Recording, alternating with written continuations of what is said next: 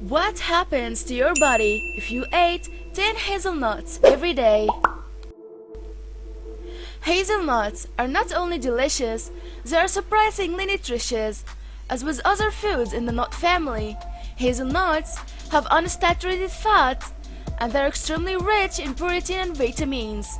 They can be eaten raw, roasted in a paste, or as a cooking oil. What happens to your body if you eat 10 hazelnuts every day? 1. Delicious heart health. Isn't it wonderful when something tastes great and is good for you? This description suits hazelnuts.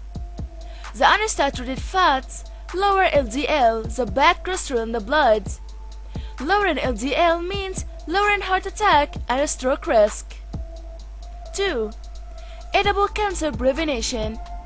Due to its richness in vitamin E, parliamentary studies show that hazelnuts can perhaps the growth of cancer in the bladder and other areas. Hazelnuts are also magnesium rich. Consumption of hazelnuts has been shown to positively affect enzymes in the mitochondria. 3. Enhanced muscles.